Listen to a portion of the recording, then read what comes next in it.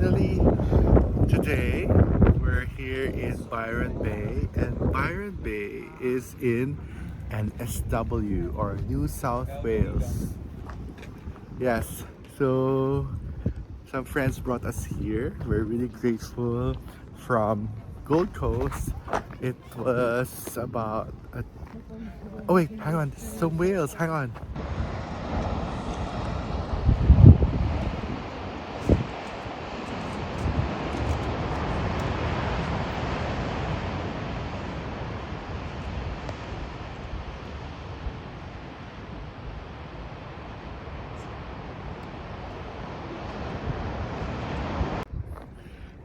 So yun na nga, sorry naman kasi merong whales. I tried to take a video pero medyo malayo na siya.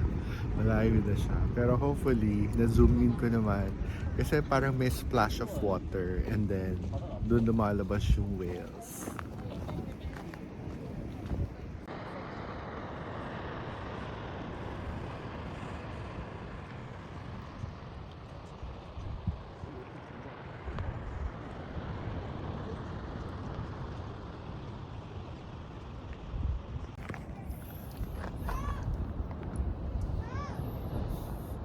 So yun, dito sa side na to, makikita mo may mga splashes of white water.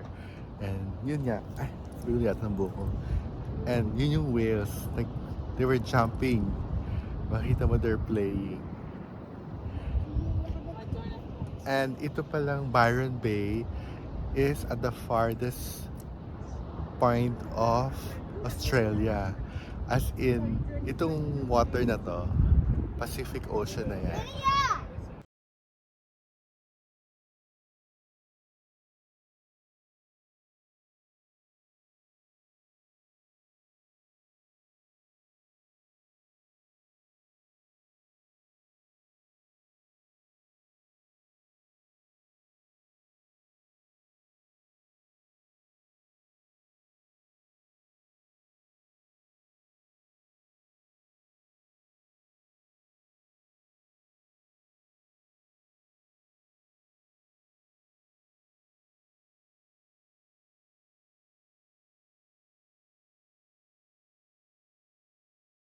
Eh, so here's the lighthouse. Ayan yung lighthouse. Ay, teka.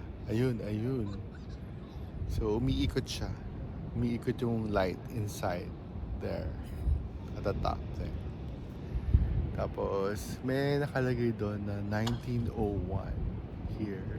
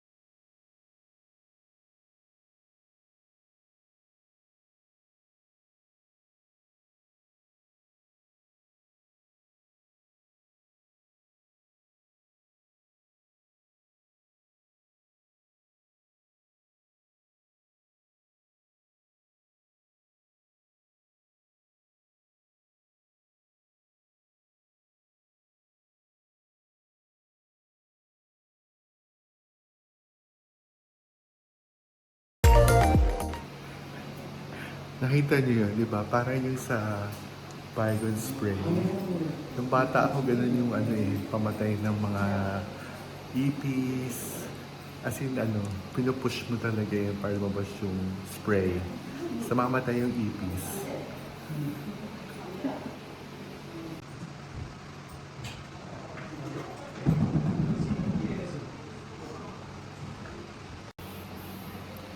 Amazing lang how they're able to preserve all this stuff. Kasi lahat to, nung 1900s pa.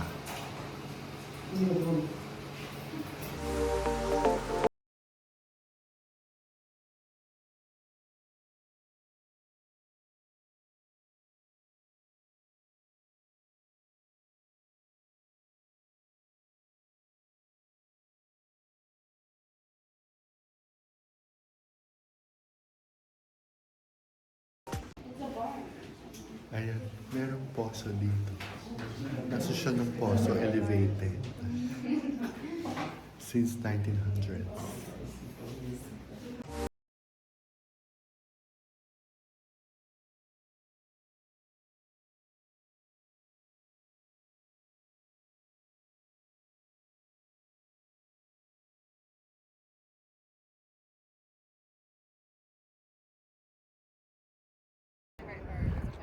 So according to our friend Paul, yung I'll speak in Tagalog. Humpback, what the heck? Humpback whales go from Antarctica to Harvey Bay in Queensland. All right, right. So here's your okay, Paul. So what happens? The whales come over here. They go past here, they go from Antarctica to Harvey Bay in Queensland, they have their babies, and then they travel back to Antarctica. That's a long way to It's a go to long have way, it's a babies. Big swim, yes, yes, yes. Thanks, Paul. Pleasure.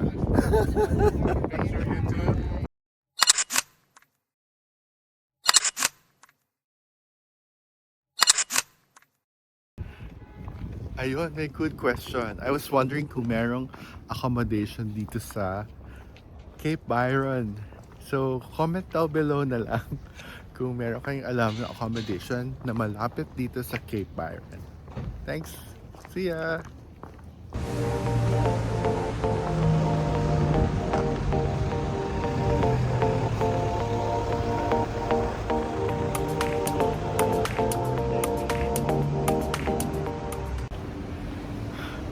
So, nandito na kami sa town center.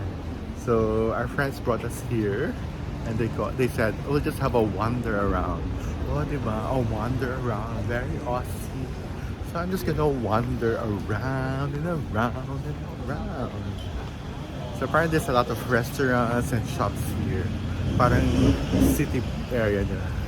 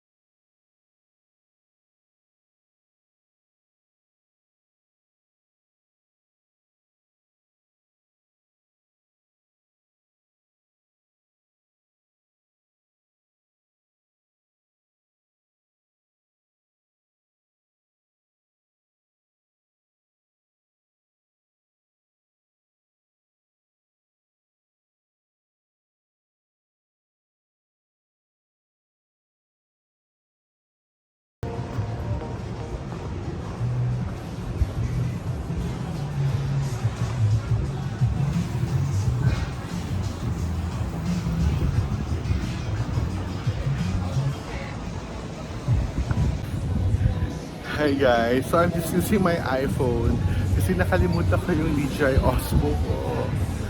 Okay lang yan. Maganda naman yung camera ng iPhone. Hopefully narinig nyo naman yung audio. So I'm trying to speak as loud as I can without being intrusive with other people. Kasi kailangan maging sensitive din tayo sa iba, di ba? Hindi pwedeng may ganap ka. Ganap mo lang iisipin mo. Ay, ayaw naman ako sa mga hugot. Ang sarap dito guys kasi malamig. Pero, teka, nangangawit ako. Okay, binaba ko lang yung isang kamay ko.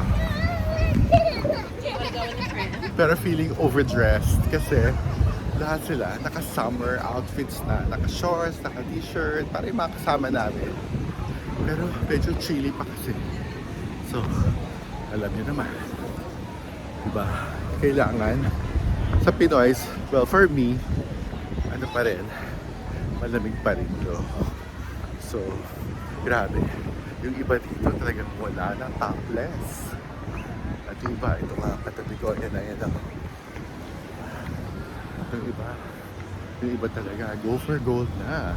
2-piece kung 2-piece. So, diba?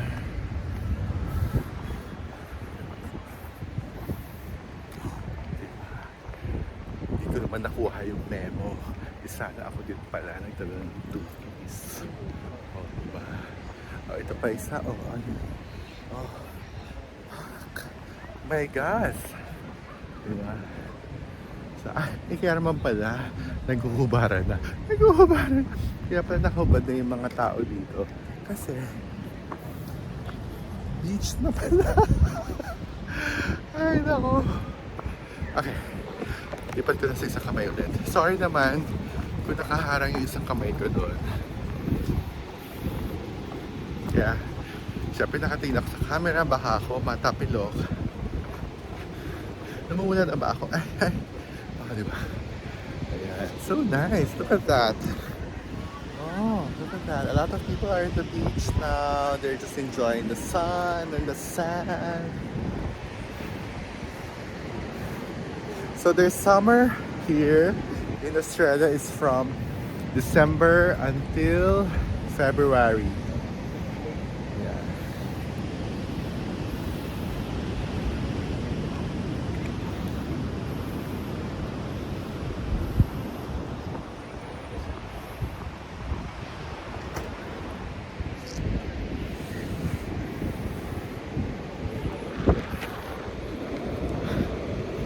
Diba? Mahangin.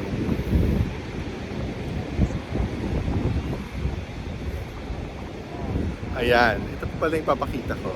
So, pag nasa beach area ka pala dito sa Australia, if you see those flags, yung red and yellow flags, kita niya, there. Yung red and yellow flags, it means that it's safe to have a swim.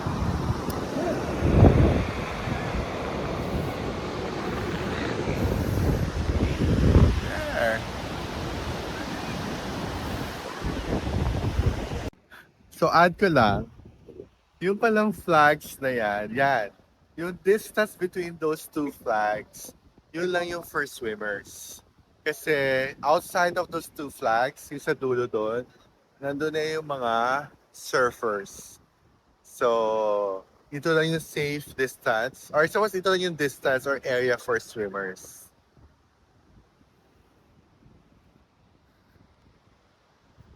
Okay, naman yung kamay ko. Sorry guys.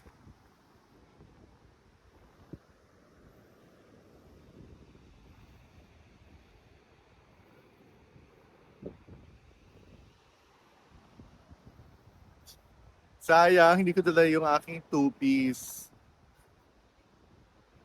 Pero para malamig din yung water. So we'll come back here soon pag summer naman. Siyempre, nakapansin pa yung mga kasama ko dito, di ba? Pero ayun yung kung saan kami galing. Can you see that lighthouse over there? Yeah, that's Cape Byron. Doon kami galing. So from there, parang a short, parang 10 to 15 minute ride. Yeah. So we're here in New South Wales. Byron Bay. Nakalimutan na agad, di ba?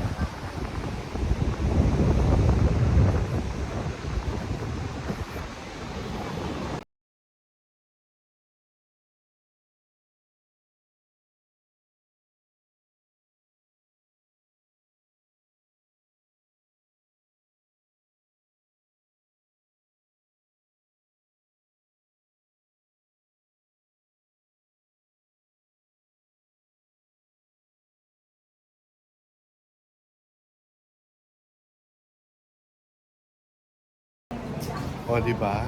Yeah, really. Ganda Yeah, clothing. today. Oh, bagay tayo dito.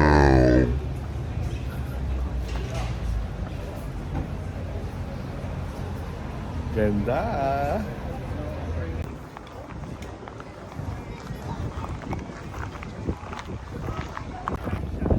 Okay, so nandito kami sa Blue Ducks. Blue Ducks Farm. And it's in the middle of New South Wales. Ayan siya. Ang laki niya. As in, ang laki-laki. So, doong part na yon meron pang mga for vegetables. Dito, meron parang kambingan. Oo, kambingan na may Australian accent din. So, ang laki-laki niya. And there's, actually, people come over here for lunch or dinner kasi merong restaurant doon. Hindi ko na na-feature yung kinain namin, tsaka kinainan kasi bawal. Pero, ayan. So, whenever you're in New South Wales or near yung pinuntahan namin kanina, nakalimutan ko na. I hope you can drop by Blue Ducks. Sarap ng food, as in. We order yung mga croissants lang kasi yung iba, yung sa menu, hindi ko kilala yung ingredients. Saka parang merong smalls, tawag nila sa menu, meron ding big. So, full na full pa kami from the breakfast buffet kanina umaga. So, sabi ko, baka we'll have the bread na lang. So, there's a parang area doon, ang tawag nila retail, where you can just order bread. So, we had a croissant and donut, and sobrang feeling na. And coffee, of course, para magising-gising pa. So, yan. There. Look at that. Diba? Grabe. It's so beautiful.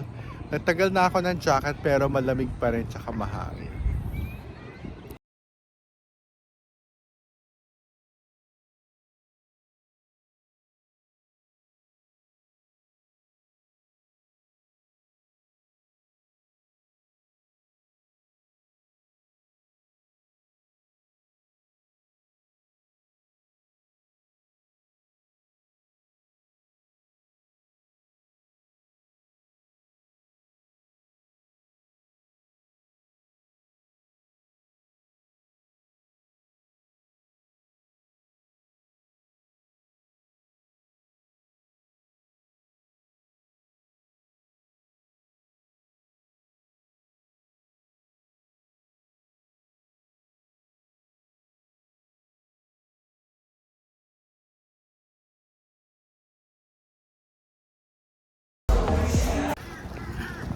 Pahabol. I think the place is called The Farm and yung name na ng restaurant sa loob is Blue Ducks. Yun lang. Pero comment down below if what I'm saying is not correct. Okay, bye!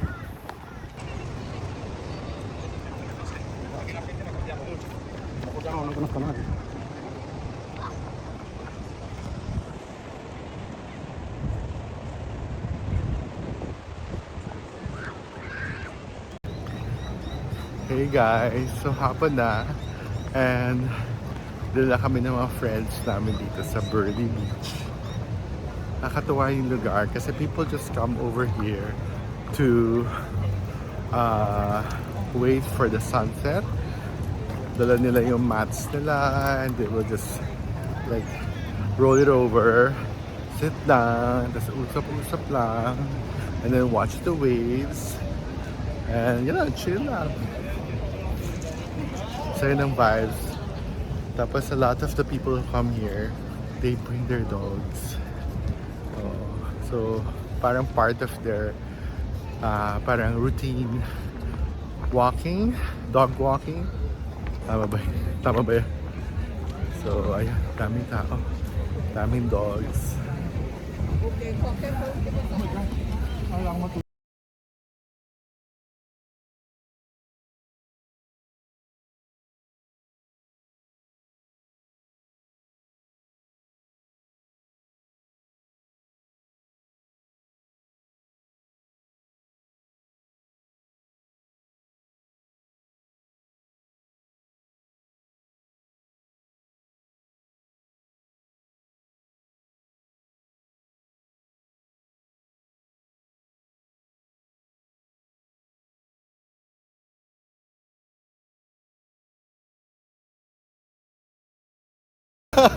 O, diba? Sana nagustuhan niya. Nagustuhan niya. Nagustuhan niya. Hey guys, so if you really like my vlog, please don't forget to like, share, and subscribe. Salamat po. Be kind. Bye.